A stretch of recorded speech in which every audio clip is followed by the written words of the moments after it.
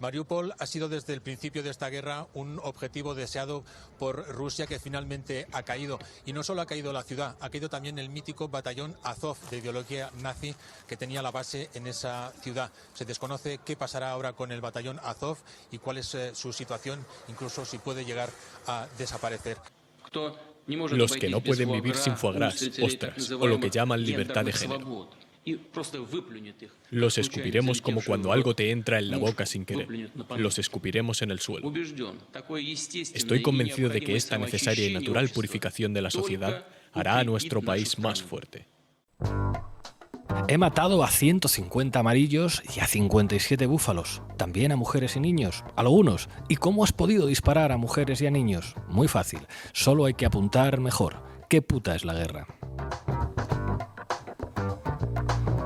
Qué buenas películas hacía el cabrón de Stanley Kubrick. Este diálogo era de La chaqueta metálica. ¿Qué puta es la guerra, amigos y amigas? Y por desgracia, vivimos en una época de incertidumbres, confusiones y mentiras, donde seguimos pretendiendo aplicar algunos esquemas mentales del siglo XX para entender lo que está pasando ahora.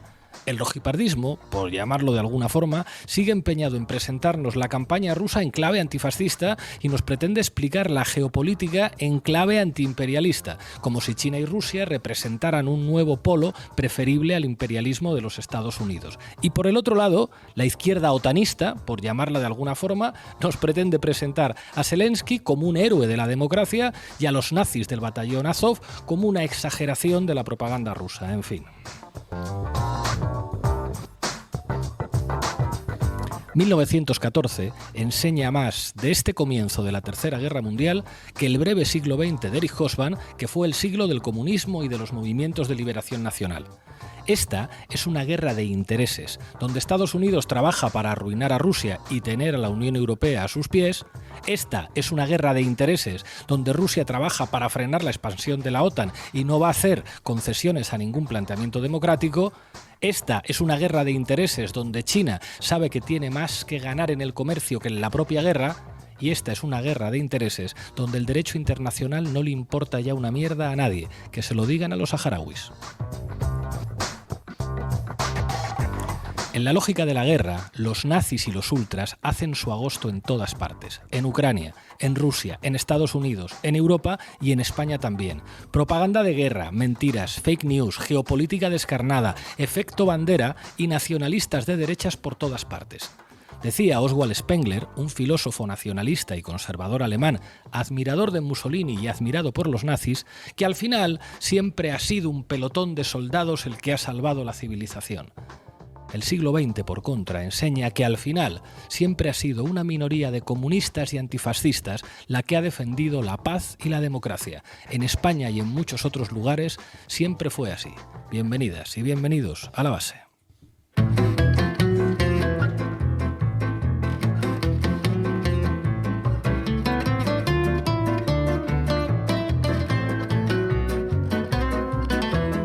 La Base, de lunes a jueves en Público. Bueno, hoy en La Base vamos a analizar la guerra desde la perspectiva del auge de la extrema derecha en ambos bandos y en buena parte del mundo como consecuencia de esa lógica de guerra. Para ello contaremos con nuestra matemática Sara Serrano al mando de la base de datos. Muchas gracias, Sara. Buenas tardes. Nuestro filólogo Manu Levín analizará qué es lo que dice una propaganda de guerra mediática por la que estamos rodeados en todos los frentes. ¿Qué tal, Manu? Aquí andamos, Pablo. Vamos a conectar con Ucrania dos veces, primero para hablar con Jairo Vargas, enviado especial de Público que nos contará la última hora desde Ucrania. Vamos a entrevistar también a Sergei, un miembro de la red de voluntarios de izquierda de Operación Solidaridad, que nos va a explicar que hay también anarquistas y antiautoritarios combatiendo en el frente de Ucrania y le vamos a preguntar por la presencia de nazis. Vamos a contar en nuestra tertulia desde Estados Unidos con Azara Palomeque, que nos está escuchando ya. ¿Qué tal, Azara? ¿Cómo estás? Muy bien, Pablo. ¿Qué tal? Y contamos también con Jonathan Martínez desde el País Vasco. Muchísimas gracias, compañero, por acompañarnos. ¿Qué tal? Un abrazo. Y para terminar, hoy que es miércoles, hoy es martes, ¿no?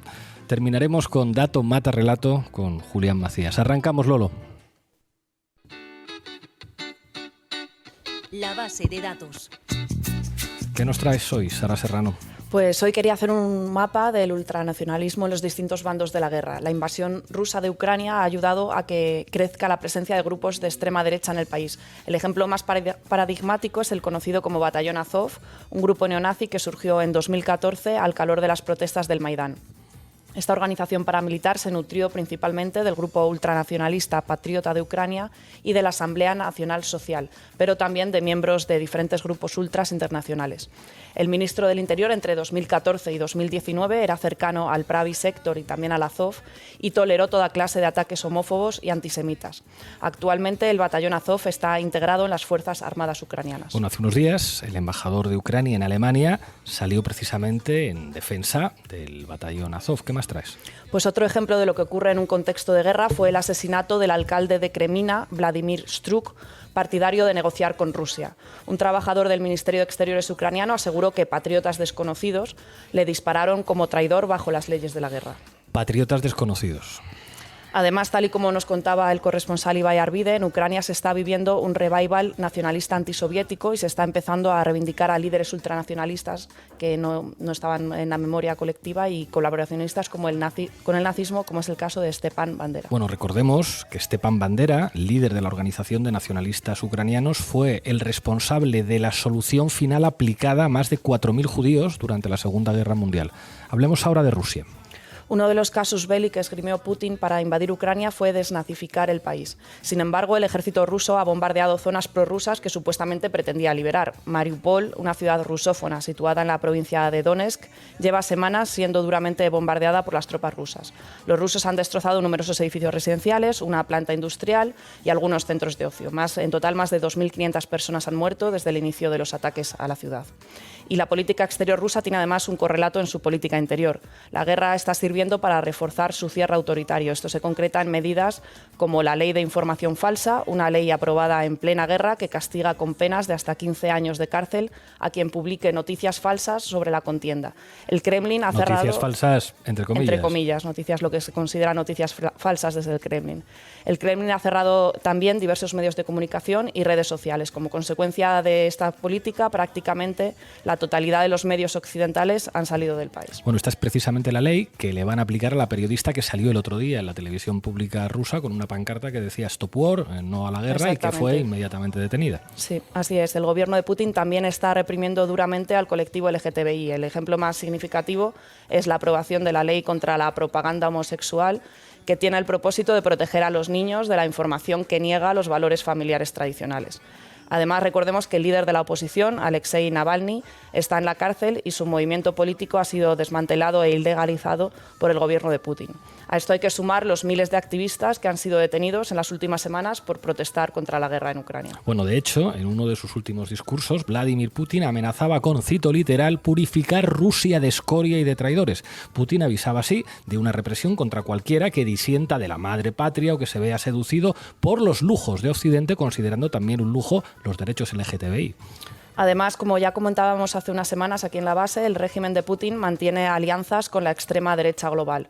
Un informe de la Eurocámara señalaba estrechos contactos entre el partido de Putin, Rusia Unida, y partidos ultraderechistas europeos como el partido de Marine Le Pen en Francia, la Lega de Matteo Salvini, el austríaco FPO, Alternativa por Alemania, o el partido del ultraderechista Víctor Orbán en Hungría.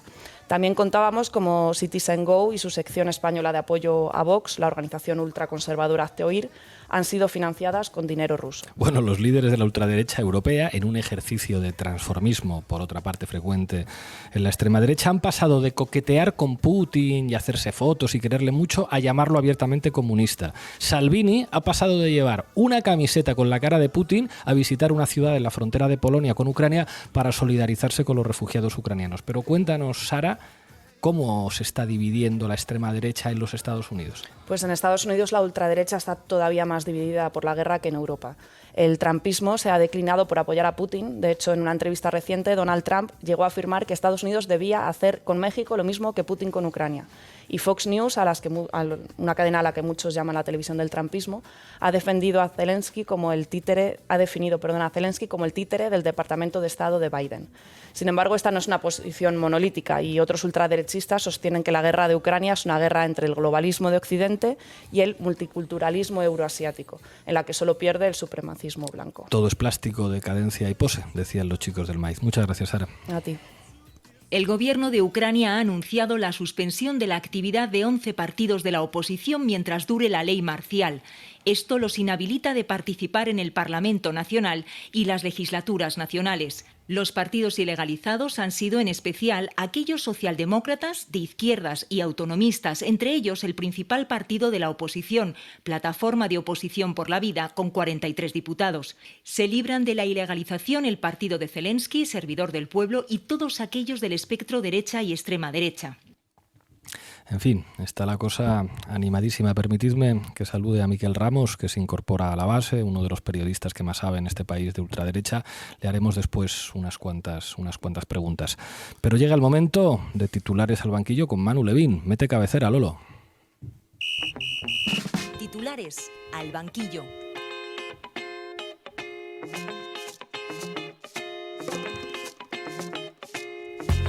Bueno, vamos a tirar un poco del hilo del análisis que ha planteado Sara en el terreno mediático.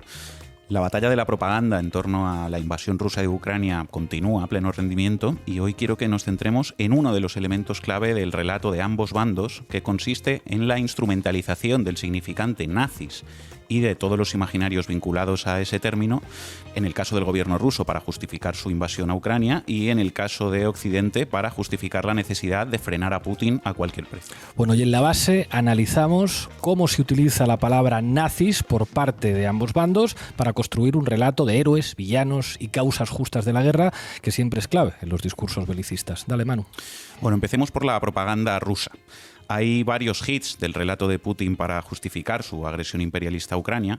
No es una invasión, sino una operación militar especial para defender a la población rusoparlante de Ucrania del genocidio cometido contra ellos por el gobierno ucraniano. No se está bombardeando a civiles, sino solo infraestructuras militares. La invasión se hace para detener la guerra, triple salto mortal propagandístico.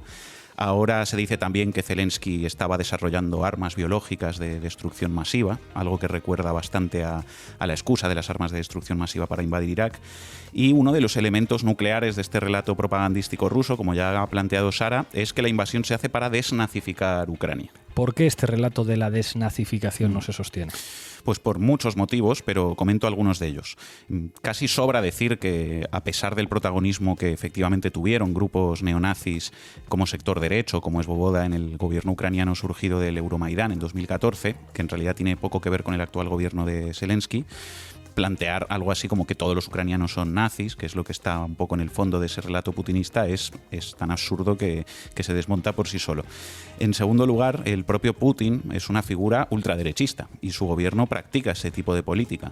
Ni siquiera hace falta retrotraerse a las leyes anti-LGTBI de los últimos años. Es decir, a día de hoy en Rusia hay una política autoritaria y represiva. Se están produciendo detenciones masivas contra cualquiera que se manifieste en contra de la invasión a Ucrania. Y basta escuchar a Putin para comprobar que su discurso es homófobo, antifeminista, ultranacionalista, etnicista, imperialista y también diría macartista. De hecho, en uno de los últimos discursos que le hemos escuchado, que fue un discurso terrorífico, lo habéis mencionado, Putin construía la tesis del enemigo interno y hablaba de la necesidad de limpiar Rusia y purgarla de traidores. Vamos, que el Putin desnazificador y el que pretende levantar la bandera del antifascismo es básicamente un señor reaccionario de derechas. Efectivamente. Además, como también nos ha recordado Sara, Putin ha financiado directamente a todas las ultraderechas europeas. Y por último, creo que es importante decir que lejos de contribuir a acabar con los nazis en Ucrania, como dice su propaganda, la invasión está fortaleciendo, lógicamente, a todos los grupos nacionalistas, chauvinistas y neonazis ucranianos que encuentran en la confrontación con Rusia un caldo de cultivo evidente para su propio crecimiento. Ha quedado cristalino. Bueno, ¿qué hay de la propaganda de guerra occidental? Pues el relato mediático que se contrapone a la propaganda rusa, yo creo que tampoco se sostiene mucho, que digamos. En primer lugar, un día te dicen que Putin es comunista. De regreso a la antigua Unión Soviética, hoy en todo es mentira. Putin es un señor comunista, ¿no? A ver, Putin se llama como Lenin, se llama Vladimir. y al día siguiente te dicen que Putin es como Hitler. Lo que está haciendo Putin es exactamente lo mismo que hizo Hitler. En aquell cas era Adolf Hitler, en aquest cas es Putin. Y le ha comparado con Hitler. Hitler hizo cosas como las que está haciendo Putin. Bienvenidas y bienvenidos a la fortaleza argumental e intelectual y moral del relato belicista occidental. Putin es como Hitler y al mismo tiempo es comunista y quiere volver a la Unión Soviética. Y nos fumamos un puro. Fíjate, en realidad, en mi opinión, cada parte del relato se dirige a un sector distinto de la población en Europa en un contexto que es de fragmentación de las audiencias. Lo de que Putin es comunista parece más bien dirigido a la derecha, porque es eficaz para despistar sobre los vínculos reales de Putin con las ultraderechas europeas. Y ese discurso ha dado resultados. Y ahí tenemos esa encuesta que dice que el 44% de la población española piensa que el partido más cercano a Putin en España es Unidas Podemos. Encuesta de Belén Barreiro, sí. Y por otro lado, lo de que Putin es como Hitler parece dirigido más bien a la población progresista y demócrata en España y en Europa para que apoye la escalada belicista en Ucrania y asuma que si hay que ir a una tercera guerra mundial para frenar a Putin, pues habrá que hacerlo, porque si Putin es como Hitler y tiene una voluntad exterminista, entonces eso justifica pararle a cualquier precio. Y ojo, porque esto lo hemos llegado a oír en televisión en los últimos días. Podríamos encontrarnos en puertas de una tercera guerra mundial, que sabemos cómo empieza pero no cómo acaba. Sí, bueno, pero igual es inevitable. Igual esto es inevitable, dicen. En fin, yo creo que lo que empieza a ser inevitable es la necesidad de desconectar de una vez con el belicismo delirante que están alimentando todos estos opinadores desde los grandes medios de comunicación, en fin. A mí me parece que ese discurso que compara esto con la Guerra Civil Española o con la Segunda Guerra Mundial y que lo plantea como una batalla entre la democracia y el autoritarismo, entre fascismo y antifascismo, entre el bien y el mal, tampoco resiste un gran análisis. Y no hace falta irse al Maidán y al peso que tuvieron los nazis en aquel gobierno ucraniano. Basta ver el peso que tienen hoy los grupos paramilitares fascistas en Ucrania, que incluso están integrados en las Fuerzas Armadas y que además han sido blanqueados escandalosamente en repetidas ocasiones en los medios de comunicación. Vamos a escuchar cómo se hablaba estos días en televisión, en La Sexta, de las acciones de uno de estos grupos, el batallón Azov, al que, además, según distintas informaciones, están llegando el armamento enviado por Europa y por España. Me han dado imágenes también, compañero. Te has encontrado ciudadanos atados a postes, a farolas en mitad de la calle. Cuéntanos. Sí, efectivamente, en uno de los momentos que nos estábamos retirando del puente vimos como un grupo de milicianos, en este caso del conocido y controvertido batallón Azov, tenían atados a unos postes a varias personas. De hecho, pensamos que uno de ellos era ya cadáver. Simplemente los tenían atados, desnudos, torturándoles. Vaya, así que miembros del controvertido batallón Azov se dedican a torturar, a humillar y asesinar a civiles a los que acusan de ser traidores, atándolos semidesnudos a los postes. Así es, Pablo. Y podríamos hablar también del reclutamiento forzoso impuesto a todos los hombres ucranianos en edad militar, que ha convertido en desertores a miles de ciudadanos que no están dispuestos a matar ni a morir defendiendo la patria. O podríamos hablar de la prohibición de 11 partidos políticos ucranianos que ha decretado Zelensky y que también habéis comentado. Yo creo que nunca se puede perder de vista que aquí hay una agresión imperialista de una potencia nuclear contra un vecino más débil, y eso es muy importante en términos de posicionamiento moral ante la invasión y ante la guerra. Pero la conclusión de todo este duelo de propagandas, a mi modo de ver, es, primero, que los relatos que plantean esta guerra como una lucha entre el fascismo y el antifascismo, que, ojo, son relatos recíprocos, porque se hacen desde Occidente, pero también desde Rusia, son propaganda de guerra y no sirven para explicar lo que sucede. Segundo, yo creo que si a alguien fortalece la guerra es a la ultraderecha, tanto en Ucrania como en Rusia, en detrimento de las opciones democráticas. Y tercero, pues que por este mismo motivo, si hay un eje fascismo-antifascismo en todo esto, seguramente tiene más que ver con el eje guerra y escalada belicista versus lucha por la paz. El antifascismo, como en 1914, es defender la paz. Muchas gracias, Manu. Si ves manipulación en los medios de comunicación, escríbenos a titularesalbanquillo@gmail.com. Bueno, vamos a hacer la primera conexión con Ucrania. Vamos a hablar con Sergei. Sergei es miembro de una red de solidaridad con un batallón antiautoritario que están enfrentándose al ejército ruso con las armas. Ellos son anarquistas. Muchísimas gracias, Sergei, por atender a la base. Tengo dos preguntas. La primera es, a tu juicio, ¿cuáles son las razones que han empujado a un batallón antiautoritario a tomar las armas y a participar en esta guerra.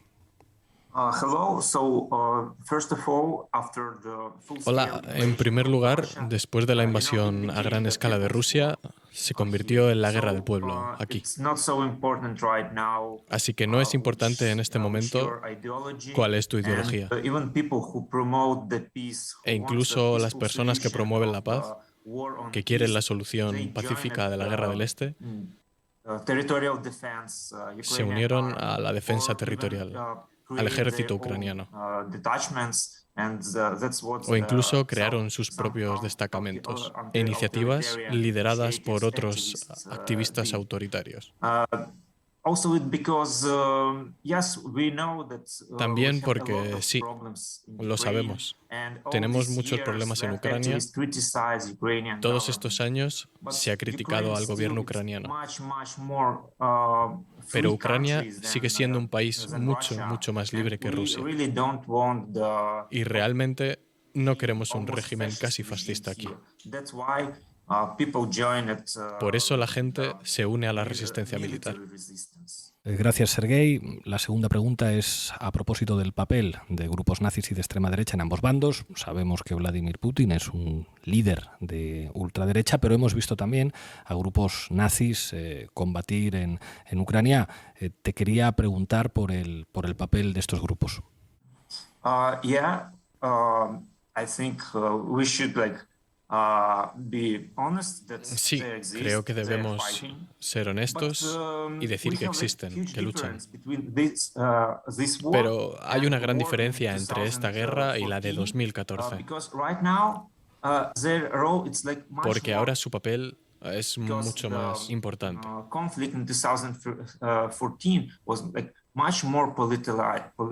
Porque el conflicto de 2014 estaba mucho más politizado. El papel de estos grupos de extrema derecha era mucho mayor. Hoy son más miembros de la resistencia general. Sí, también tienen sus propios destacamentos y tratan de promoverse como los principales combatientes. Pero hoy el ejército ucraniano es la fuerza principal.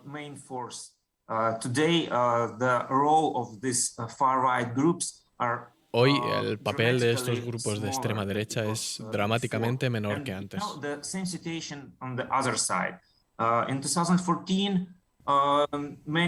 Y es la misma situación en el otro lado. En 2014, muchos ultraderechistas, y en primer lugar los monárquicos, se unieron a los separatistas prorrusos. Pero hoy, en el otro lado, vimos a los soldados rusos poco motivados. Y la extrema derecha rusa no se está uniendo a esta guerra. Así que en ambos lados la extrema derecha es significativamente menor que entonces. I understand. Thank you very much, Sergei, for attending La Base and good luck. Thank you. No quiere aceptar el hecho de que están enfrentándose a un hombre que es un experto en la lucha de guerrillas. Ese hombre es excepcional, con armas de fuego, con el cuchillo, con sus propias manos. Un hombre que está entrenado para ignorar el dolor, las condiciones climatológicas, vivir de lo que da la tierra. Comer cosas que harían vomitar a una cabra. Matar. Punto. Matar o morir. Bueno, vamos con la segunda conexión con Ucrania. Conectamos con Jairo Vargas, que está en estos momentos viajando, desplazándose de Kharkov a Kiev. Muchísimas gracias por atendernos, Jairo. ¿Cómo está la situación y qué es lo que has visto en las últimas horas? Hola, buenas tardes. Bueno, pues hemos visto una ciudad que está sufriendo un cerco desde el primer día de la guerra.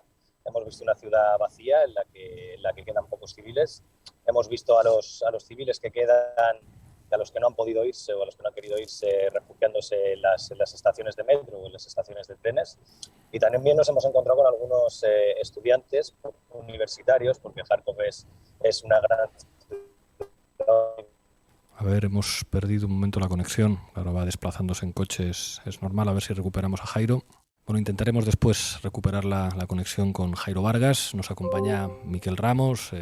Miquel Ramos es periodista, es uno de los mayores especialistas en España en grupos de ultraderecha. Muchísimas gracias por atender a la base. Miquel, haznos el mapa. ¿Quiénes son los nazis en Rusia? ¿Quiénes son los nazis en Ucrania?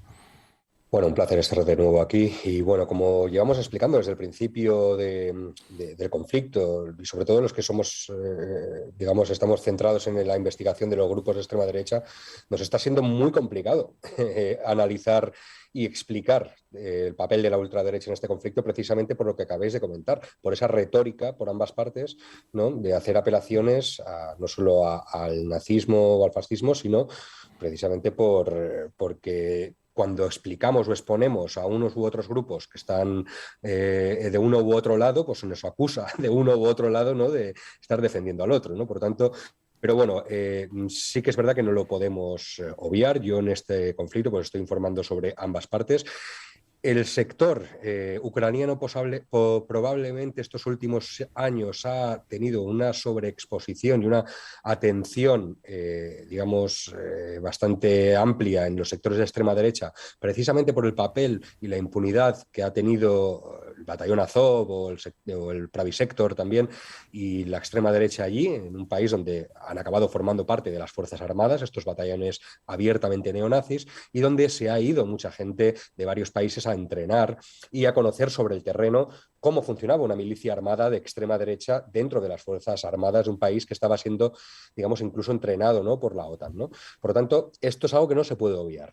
Esto no justifica para nada el relato de la desnazificación que pretende esgrimir Rusia para justificar una invasión, ¿no?, de Ucrania en este sentido, ¿no? Por lo tanto, es por eso que es importante también apuntar no solo el carácter ultraconservador y los vínculos con la extrema derecha que tiene Putin y sus gentes más cercanas, ¿no?, y los oligarcas que financian grupos ultraconservadores como Citizen Go, Hace-Oír y todo esto, sino que además también las simpatías que tiene el nacionalismo, ultranacionalismo ruso en parte de las extremas derechas a nivel global, desde Trump, por ejemplo, que no ha escondido su admiración por un líder como Putin, hasta la propia Pascal, ¿no?, que publicó en su Twitter pues una especie de guiño al líder ruso. También los grupos más radicales de extrema derecha, más abiertamente neonazis, pues han estado en Rusia también y han participado en entrenamientos y en conferencias y en actos de grupos de extrema derecha abiertamente casi neonazis, ¿no?, pues como el movimiento imperial ruso y como otros grupos que han gozado de cierta impunidad allí. Recordemos que los antifascistas en Rusia, muchos de ellos están en prisión. Por lo tanto, es un error absoluto darle la bandera del antifascismo a un Estado, a cualquier Estado, pero concreto a Rusia, pues es un error también grande, por mucho que en Ucrania exista un problema con los grupos de extrema derecha que no hay que obviar tampoco, incluso en este conflicto. A tu juicio, Miquel, ¿la dinámica de guerra podría estar fortaleciendo a los grupos de extrema derecha tanto en Rusia como en Ucrania, como en muchos países europeos y en Estados Unidos? Sin ninguna duda. Además, mira, yo creo que el cierre de filas, sobre todo de Occidente, pues con el conflicto al lado de Ucrania, o lógicamente porque es un país que ha sido invadido, ¿no?, y que está teniendo pues este apoyo, ¿no?, casi unánime, ¿no?, pero se está pasando muy de puntillas por el papel de estas milicias neonazis e incluso a veces silenciando algunas de sus actividades poco legales, incluso dentro de lo que es una guerra, ¿no?, como hemos visto el castigo, ¿no?, a determinadas personas que consideraban traidores o ladronas, ¿no? Y esto es lo que está haciendo, si os fijáis, los que seguimos la propaganda nazi constantemente, es decir, se sienten respaldados y por lo tanto ellos están absolutamente cómodos, ¿no?, con este relato. Y yo creo que esto es un error, que hay que poner, ya empiezan los medios a tildar de ultraderechistas y neonazis, porque evidentemente son conscientes de que esto pues, es difícil de ocultar cuando sus símbolos son símbolos nazis. Y por otra parte, está beneficiando a la extrema derecha porque están creando una especie de yihad, ¿no?, salvando las distancias, ¿no? Pero sí que es verdad que está habiendo un llamamiento a activistas de todo el mundo que están yendo a Ucrania a combatir, y esta gente posiblemente luego vuelva a sus países y pues cuente con experiencia militar, experiencia de haber combatido en una guerra, y quién sabe si también se llevará alguna arma consigo, ¿no? Recordemos que en Europa las fronteras, pues con el Tratado de Schengen, pues facilitan, ¿no?, la circulación de las personas, y nadie a lo mejor puede detectar que tienes una K-47 en el coche, ¿no? Esto por una parte. Por otra parte, lógicamente, pues también en lo que es un contexto de guerra, pues estos relatos y digamos, estos nacionalismos que se están normalizando por ambas partes, yo creo que todo esto lo que sí que hace precisamente es dotar de legitimidad, ¿no?, a uno de los pilares fundamentales de la extrema derecha global, que es el nacionalismo, ¿no?, incluso la defensa, ¿no?, de culturas, ¿no? Estamos viendo incluso relatos de defender la cultura, ¿no?, defender la identidad, ¿no? Y estos son relatos muy favorables, ¿no?, que siempre la extrema derecha ha sabido capitalizar muy bien. Por tanto, no lo digo yo, también lo decía el Washington Post hace poco, que esta guerra pues está dando un impulso a los relatos y a los grupos de extrema derecha que por ahora son difíciles de evaluar, pero que los que somos investigadores en este campo pues no dejamos de advertir. Miquel, última pregunta. Entre algunos grupos antifascistas, sobre todo de gente joven, hay una notable desorientación a la hora de definir una praxis política en este contexto. ¿Qué les dirías en una situación tan difícil como esta?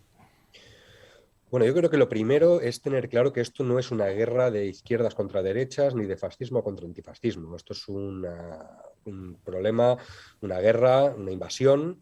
Aquí hay intereses geopolíticos. Y además aquí nadie puede enarbolar una bandera antifascista, porque nadie, y menos los antifascistas, deberíamos darle una bandera a ninguno de estos bandos, ¿no? Lo que sí que yo recomendaría es que digamos, saquen el antifascismo de esta ecuación, que esto no impide hacer un análisis de los grupos nazis y de extrema derecha que están implicados en el conflicto, que los hay y no paramos de advertirlo, pero que por favor las consecuencias de regalarle la bandera del antifascismo o de poner una bandera antifascista en este conflicto, pues lo podemos pagar caro también los que nos declaramos antifascistas y los que creemos que esta es una lucha justa por los derechos humanos, por los derechos de los pueblos y los derechos de las personas.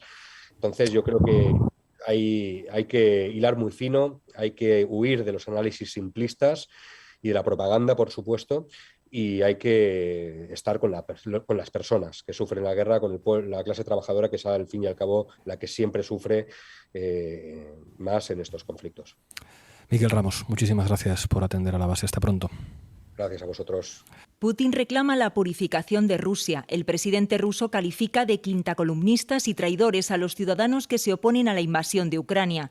Los desprecia por su apoyo a las llamadas libertades de género, es decir, los derechos de la mujer y del colectivo LGTBI, que son intolerables para la Rusia ortodoxa y tradicional. Me dice Lolo que tenemos de vuelta a Jairo Vargas, que ha podido detener el coche y le vemos. La verdad es que en medio del campo. Nos estabas contando que habías podido hablar con algunos estudiantes universitarios de Kharkov. A ver si puedes darle al micro, Jairo. Perdón, ahora ya. Adelante. Sí, con tantos contratiempos. Sí, os contaba que también habíamos podido encontrar a todavía algunos estudiantes universitarios, porque Kharkov es una gran ciudad universitaria, donde está la segunda universidad más antigua del país. Y bueno, muchos de ellos, cuando estalló el conflicto, pues ellos procedían de otras regiones del país, iban a estudiar a esta ciudad, y sus familias estaban en otros sitios del que también se desplazaron, ¿no? Hablábamos con algunas personas que se quedaron en la ciudad bajo los bombardeos porque precisamente no sabían a dónde podían ir a reunirse con sus familias, no sabían muy bien qué estaba pasando, y de hecho algunos todavía no sabían dónde estaban sus padres cuando estaban ya cogiendo el tren para salir de la ciudad, porque los bombardeos rusos son constantes. Jairo, ha tenido cierto eco mediático la noticia de la prohibición de las actividades de varios partidos políticos en Ucrania, uno de ellos con 44 diputados en el Parlamento. ¿Qué sabes de esto? Bueno, sí que sé lo mismo que sabéis vosotros, no es algo que yo haya podido trabajar en terreno, me estoy dedicando más a historias personales, pero sí que es cierto que el clima bélico invita a este tipo de acciones, ¿no? Y la ley marcial pues también lo posibilita. Lo que nos comentaban, o cuando hemos podido hablar con alguien en la calle, ¿no?, preguntando por por esto, pues todo el mundo dice que la mayoría de estos partidos, o al menos gran parte de estos partidos, que algunos tenían pues bastantes diputados, mantenían posiciones cercanas al Kremlin. Y bueno, pues quizá por esto, pero ya te digo que no es algo que yo haya podido estudiar muy a fondo. Has estado en Kharkov, es, como nos decías al principio, una de las ciudades digamos que más tiempo ha estado conteniendo el avance de las tropas rusas. Nos decías que has podido conocer varias historias personales. ¿Puedes contarnos alguna de ellas? Sí, pues hemos estado, por ejemplo, en un hospital, lo contaré en el próximo reportaje que publicaremos en público. Hemos estado en un hospital de la ciudad donde pues, nos contaban los médicos, ¿no? que están prácticamente todos durmiendo en el hospital y no solo por su seguridad, sino porque las emergencias son constantes, ¿no? Los bombardeos llegan en cualquier momento y cuando esto ocurre pues tienen que trabajar a destajo y no hay tiempo que perder. O bueno, también hemos estado en lo que se puede decir en uno de los barrios donde ahora mismo es una línea de defensa, ¿no? Y bueno, todavía quedan algunas personas civiles allí, aunque sí que es cierto que quedan muy pocas, ¿no? Los que quedan son personas mayores que no pueden salir y donde los voluntarios tratan de llevar alimentos. Jairo Vargas, muchísimas gracias por atender a la base. Cuídate mucho, compañero. Nada, gracias a vosotros. Hasta luego. La base, con Pablo Iglesias, Sara Serrano y Manu Levín. Bueno, estamos ya en mesa de análisis. Nos acompañan Azara Palomeque y Jonathan Martínez. Azara, empiezo contigo. ¿Cómo ves tú, además, desde los Estados Unidos, el proceso de derechización y ultraderechización creciente que implica la dinámica de guerra? Pues bueno, ese proceso es que ya estaba muy avanzado en Estados Unidos. Entonces, después de haber vivido la era Trump, ¿no? Y lo que ha supuesto para la ultraderecha allí y de hecho la gran amenaza de Estados Unidos son los grupos de ultraderecha, dichos por informes del FBI incluso, ¿no? Que supone una amenaza más seria, más grave que el terrorismo extranjero. Esto ha venido pues a exacerbar una dinámica que ya estaba en progreso y bueno, ha caído en manos de Biden. Te puedo decir que la manera como se está conceptualizando el conflicto es pues esa lucha entre civilización y barbarie, ¿no? Está sirviendo también para reforzar unos valores que estaban muy de capa caída en Estados Unidos. O sea, se habla de defender la libertad, defender la democracia, y recordemos que llevábamos pues años o al menos los últimos meses que esto se está cuestionando a nivel interno también, con restricciones del derecho al voto, por ejemplo, que siguen vigentes, las están aprobando incluso más varios estados. Entonces, pues bueno, se está utilizando este conflicto para instrumentalizarlo para la política interna y claro, y eso aviva también muchísimo el belicismo, porque paradójicamente junto a la libertad y la democracia pues se aprueba el presupuesto de defensa mayor de toda la historia de Estados Unidos, ¿no? Entonces ahí es donde estamos ahora. Un detalle, por ejemplo, importante que nunca se menciona, todas las reclamaciones del Black Lives Matter que se han hecho en estos últimos meses, las grandes manifestaciones. Una de las grandes reclamaciones era defund the police, ¿no? Quitarle la financiación a la policía, y pues en una de las últimas ruedas de prensa Biden dijo no, precisamente lo que hay que hacer es financiar muchísimo más a la policía, incrementar esos presupuestos. Y esto es relevante porque hay un programa, una normativa que permite que el excedente de armamento de las guerras vaya a departamentos policiales internos. Entonces hay una máquina que se retroalimenta entre la violencia exterior y la violencia interior también. Jonathan. Sí, bueno, lo primero que quería decir es que hace poco he compartido una mesa con uno de los militantes históricos del antimilitarismo vasco, y él decía una frase casi a modo de consigna, y es que las guerras sirven para desactivar el lado racional del cerebro y para incitar a las bajas pasiones de la gente, que está siendo bombardeada con una información de pánico. Vemos los precios de los carburantes, vemos las imágenes de desabastecimiento, vemos las imágenes de refugiados, vemos las imágenes de guerra, y una sociedad atemorizada es una sociedad fácilmente manipulable. De modo que una guerra, igual que un conflicto de otra naturaleza, como puede ser una catástrofe natural, una pandemia o un atentado, sirve para reforzar las dinámicas autoritarias. Es decir, en un conflicto como el actual no es nada personal, solo son negocios, y siempre sale ganando el capitalismo, siempre sale ganando el nacionalismo xenófobo y sale perdiendo la población civil. En este caso, la ucraniana, tanto en el este como en el oeste, que es quien está sufriendo los estragos de una guerra que desde luego ellos no han provocado. Azahara.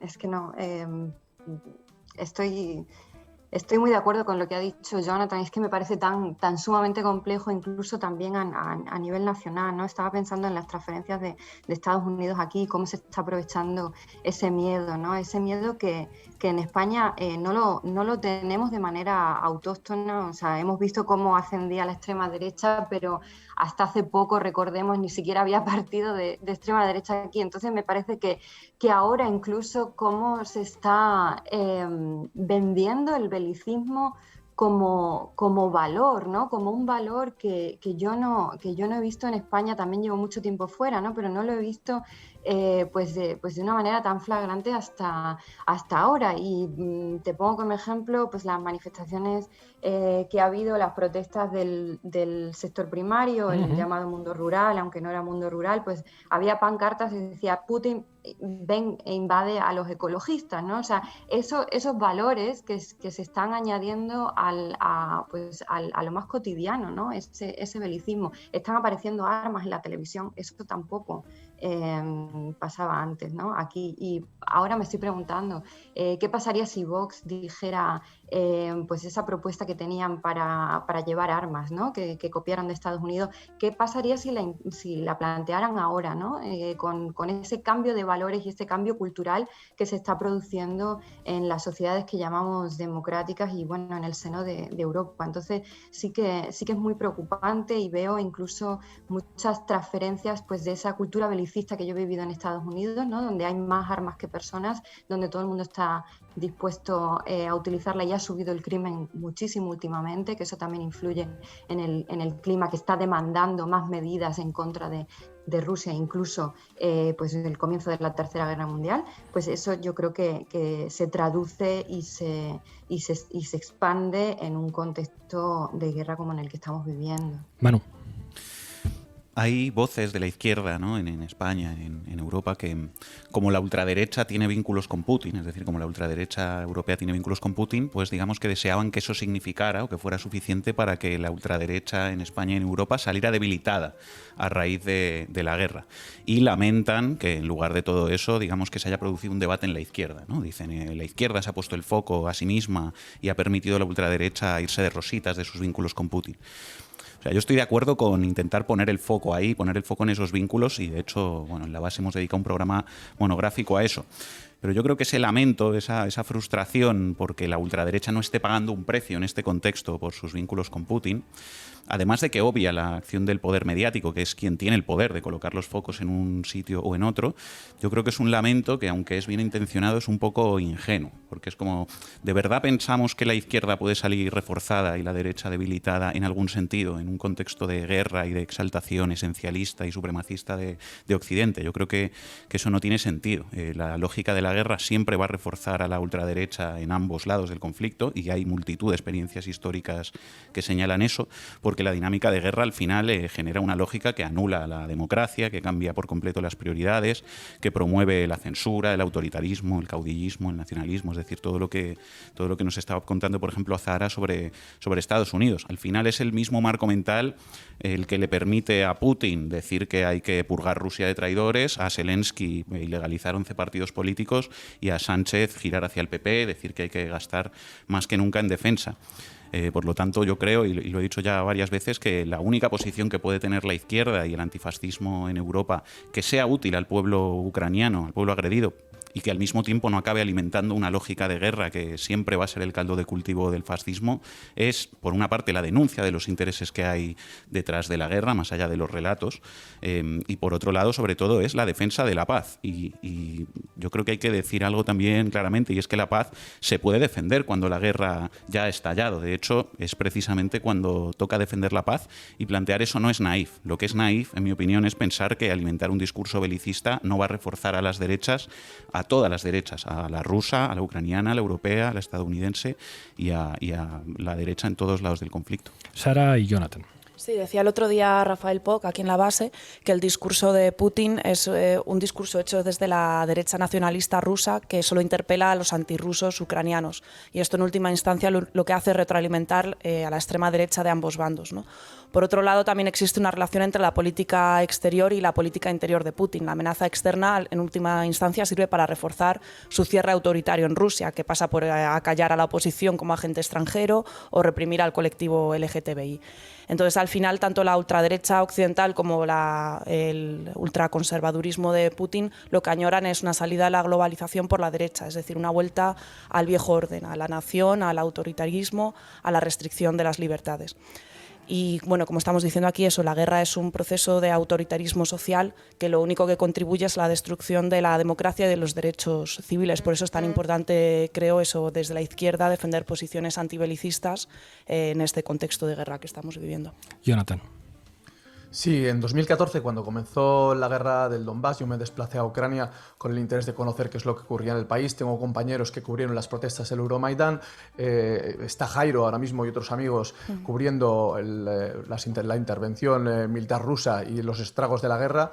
Y otros compañeros han desplazado también al frente de Donetsk y Lugansk. Y a pesar de todo, creo que tenemos que tener la humildad suficiente para decir que no conocemos todas las claves de un conflicto que tiene muchas aristas. Por eso me sorprende tanto que haya gente en televisión que día tras día reduce esta complejidad a una papilla de argumentos, lemas prácticamente, que se convierten en consignas. Y yo creo que aquí estamos para convertir las consignas en argumentos. Quien quiera hacer propaganda de guerra está en su derecho, pero la ciudadanía tiene el derecho constitucional a recibir una información veraz y nosotros tenemos la obligación como comunicadores sociales de ofrecer esas claves, ofrecer ese contexto, construir un relato para explicar que la historia es una sucesión de eventos, que hay causas y consecuencias y que quien quiera justificar la violencia, que la justifique, pero nosotros tenemos que ser capaces de ofrecer contexto precisamente para denunciar todas las vulneraciones de derechos humanos, civiles y políticos que se están produciendo en el mundo y en este contexto concreto que es la guerra de Ucrania, ¿no? O sea, totalmente de acuerdo. Si me permitís un comentario antes de darle a Zara la última palabra de esta mesa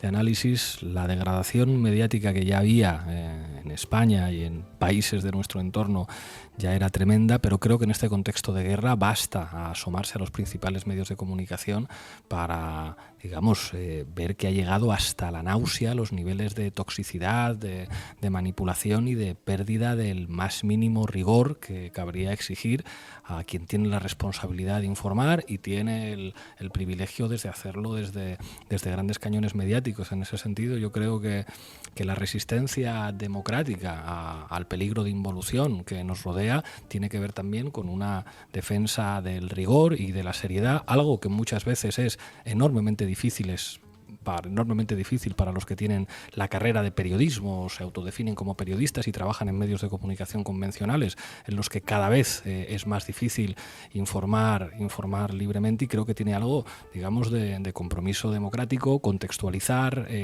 explicar, analizar las manipulaciones, vengan de donde vengan, y dar elementos de juicio para sociedades que en este momento son los principales objetivos de una dinámica de guerra que también se expresa en lo mediático. Zara.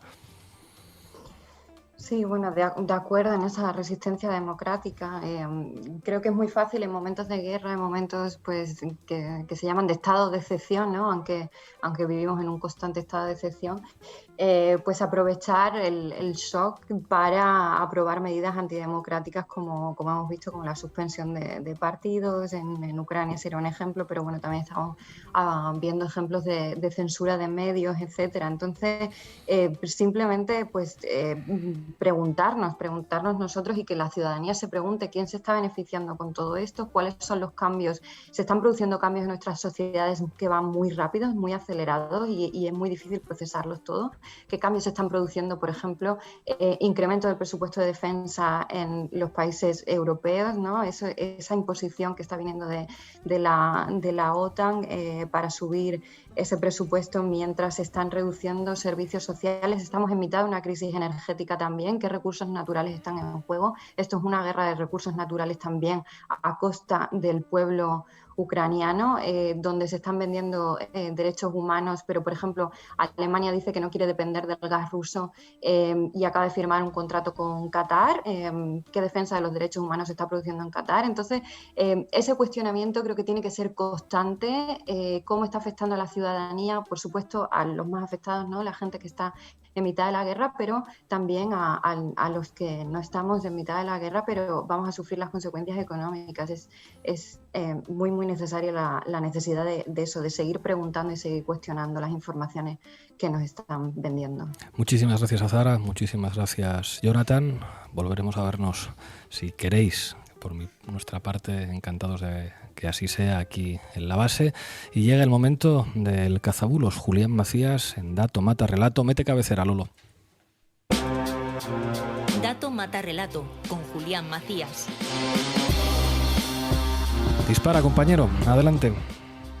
Bueno, pues hoy vamos a hablar de grupos neonazis en Ucrania y en Rusia, pero también de la importancia de los medios de comunicación y las redes sociales en el blancamiento de estos grupos. Pero antes de nada me gustaría recalcar el papel de los medios de comunicación en época de guerra, donde suelen desaparecer los matices y solo quedan el blanco y el negro. Y si bien se ha denunciado la terrible censura y el autoritarismo del gobierno de Rusia, censurando las redes sociales, prohibiendo manifestaciones públicas, incluso restringiendo la libertad de prensa con una legislación que podía meter a 15 años de cárcel a quien vaya contra el relato del gobierno ruso, creo que también hay que fijarse en las últimas acciones del gobierno ucraniano, que ayer mismo prohibió la actividad de 11 partidos políticos. También hay que recordar que anteriormente ya prohibieron los partidos comunistas, y otra de las medidas recientes del gobierno ucraniano es que todos los medios de comunicación se tienen que ajustar a la programación que el gobierno le dicte, ¿no? Entonces, bueno, creo que en este caso los medios de comunicación no están resaltando tanto esto, y sobre todo también estamos viendo los últimos días, imágenes terribles de personas atadas a postes y farolas, en ocasiones desnudos, principalmente son hombres, pero también estamos empezando a ver niños, y bueno, se dice que son castigos ejemplares para ladrones, desertores o prorrusos, pero claramente esto vulnera los derechos de elementos de la persona, y de facto es una desaparición del papel de la policía y de la justicia en el país, algo terrible que, como te decía, los medios de comunicación creo que no están poniendo el foco suficientemente sobre estas acciones que están pasando en Ucrania. Totalmente, o sea, desaparición de la presencia del Estado y la peor versión de una suerte de justicia popular. Pero ¿quién está detrás de estas acciones, Julián? Bueno, a ver, lo que más se comenta es que son acciones realizadas por grupos neonazis como el batallón de Azov. De todas maneras, habría que poner en cuarentena toda la información que nos llega en este sentido por cualquier bando. Es decir, sabemos que hay un nivel de propaganda tremendo por ambas partes, y seguramente muchas de estas imágenes son recientes, pero también es posible que algunas sean antiguas o que la autoría no siempre sea la misma. De todas maneras, hay imágenes de archivo de acciones del batallón Azov, como crucificación de personas, digamos que deja bastante claro hasta dónde puede llegar este tipo de organizaciones. ¿Cómo surgen estos grupos neonazis en Ucrania? Hemos estado ya diciendo muchas cosas en el programa, pero tú siempre tienes información interesante, Julián. Bueno, a ver, aunque digamos que desde la descomposición de la Unión Soviética siempre hubo grupos nacionalistas fuertes, creo que claramente el punto de inflexión fue el Euromaidán, y sobre todo algo de lo que no se suele hablar son los medios de comunicación que se crearon precisamente en esa época. Voy a recopilar algunos datos que saco del documental Ucrania en llamas de Oliver Stone, que está bastante bien documentado, y que habla que precisamente en las manifestaciones del Maidán se crearon 3 nuevas televisiones. Spilno TV se creó el 21 de noviembre de 2013, Romatske TV el 22 de noviembre de 2013 y Peko TV el 24 de noviembre. Y llama la atención precisamente más allá de que algunos de estos medios fueron financiados por la Embajada de los Estados Unidos y por George Soros, es bastante llamativo la sincronización, porque precisamente, más allá de que más o menos en esa fecha ya se estaban haciendo manifestaciones, el 25 de noviembre, es decir, un día después de la creación de estas 3 televisiones, se creó el primer día de conflictos graves, y sobre todo el punto de inflexión en el Euromaidán fue el 30 de noviembre, ya que fueron las primeras agresiones fuertes por parte de la policía contra los manifestantes que estaban allí. Precisamente, bueno, Popov, que era el jefe de policía y del cual dependía del jefe de Estado Mayor, que era Sergei Libochkin, dimitió al día siguiente aludiendo a estar en contra de estos ataques de la policía a los manifestantes, cuando fue él mismo quien dio la orden, y precisamente este jefe de Estado estuvo en contacto con la oposición y con altos cargos de los Estados Unidos esos días, y además ese mismo año compró junto a Dimitrov Vaslilovich, que es un magnate del gas, quizás el grupo más importante comunicativo del país, que es Intermedia Group. Los acontecimientos de la madrugada del día 30, curiosamente, todos los medios de comunicación, es decir, si bien el gobierno dice que no conocía que esto iba a pasar, precisamente todos estos medios de comunicación nuevos estuvieron de madrugada grabando todos los hechos, y digamos que este fue el punto de inflexión para que gran parte del país justificaran los ataques digamos, a las Fuerzas Armadas y al gobierno, que fueron liderados claramente por grupos neonazis, hasta provocar la huida del país de Yanukovych, que era el presidente. Bueno, y de hecho es a partir de 2014 cuando comienza la guerra civil en el Donbass, con bombardeos, pero háblanos del papel que tienen específicamente los grupos neonazis en esta guerra.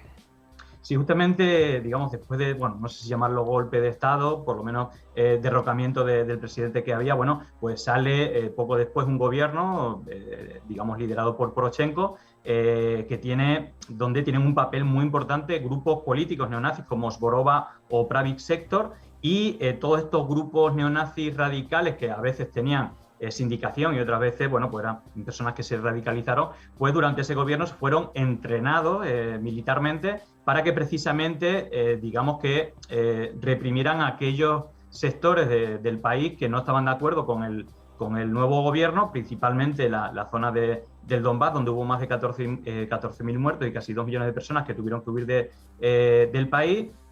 Pero hubo otros casos terribles, como el de Odessa, donde quemaron vivos a más de 40 manifestantes contra el nuevo gobierno, que prácticamente casi todos eran organizaciones de izquierda o de sindicatos, ¿no? Es decir, son elementos bastante graves que se dieron en esa época. Háblanos ahora, Julián, de los grupos neonazis en el bando ruso. Sí, bueno, una de las cosas de las que tampoco se habla es que, bueno, hubo precisamente, y también se reactivaron, creo que Manu Levin lo estaba comentando, que al final lo que provocan periodos de guerra son periodos de fortificación de las posiciones, digamos, más ultra, ¿no? a la derecha, y precisamente, digamos, también en el 2014 tuvieron mucho peso estas organizaciones neonazis digamos, en Rusia, que muchas de ellas se presentaron como voluntarias para ir a dar la batalla en el Donbass, y bueno, digamos, fue una lucha ahí de grupos de neonazis que en el 2014 tuvieron mucho peso, que luego fueron reduciéndose, pero si tuviéramos que nombrar algunos grupos, por ejemplo, destacarían el Movimiento Imperial Ruso, que tiene su base clandestina de entrenamiento en San Petersburgo, conocido como el Club Partizan, y que allí se forman neonazis de todo el mundo. Otro de los grupos también neonazi sería el Grupo Wagner, que es su nombre al compositor favorito de Adolf Hitler. Otro sea el Batallón Variak, que es un regimiento paramilitar ortodoxo fascista compuesto por voluntarios ultraderechistas y que toma su nombre por vikingos suecos del siglo XIX, del siglo IX y X, bueno, un poco aludiendo a la pureza de la raza. Y por último, Task Force Russic, que seguramente sea el grupo más violento de todos ellos. Y háblanos, que tú sabes mucho de esto, de qué papel han jugado en todo este proceso las redes sociales. Pues bajo mi punto de vista bastante lamentable, porque están también favoreciendo que este repunte en este sector del mundo, pues bueno, vaya aumentando estos grupos neonazis. Y si ya comentamos cómo Facebook permitió la viralización de imágenes de videojuegos, haciéndolas pasar por imágenes de bombardeos reales sobre Ucrania, o permitiendo que las redes sociales oficiales del gobierno de Ucrania también use esos videojuegos como si fueran imágenes reales de derribamiento de aviones rusos, A esto habría que sumarle que Facebook ha dejado de considerar al Batallón Azov como una organización política peligrosa, que hasta el momento tenía vetado sus mensajes, y a partir de, bueno, por lo menos temporalmente podrán difundir su contenido. Y lo que considero más grave, que es más reciente, es que en Facebook también se permitan en el nuevo contexto las amenazas de muerte, no solo a Putin, sino a los rusos, es decir, aumentando la rusofobia y dejando que estos mensajes de odio, bueno, en tiempos de guerra se permitan, ¿no? Y lo que creo que es bastante común de lo que se está hablando, que en tiempos de guerra parece que todo vale, pero considero que desde la ciudadanía se debería de poner freno a este tipo de situaciones y digamos, bueno, defender la democracia en todo caso ante el todo vale en tiempos de guerra. Muchísimas gracias, Julián. Hasta la semana que viene. Chao, hasta la semana que viene. Bueno, llegamos al final del programa y hoy queremos terminar con una canción. Recordad que para escuchar la canción tenéis que, si estáis en YouTube, tenéis que pasaros a iVoox o a Spotify. Sabemos que mucha gente nos veis por YouTube, pero si nos escucháis por Spotify o por iVoox podéis cocinar, viajar, podéis hacer muchas más cosas al tiempo que nos escucháis. Bueno, hoy terminamos con una canción de Roger Waters, una canción de Bravery of Being Out of Range, la valentía de estar fuera de alcance, una canción pacifista que creo que va muy bien con el espíritu de análisis, pero siempre un espíritu comprometido y antifascista a la hora de analizar la política. Nos veremos mañana aquí en La Base.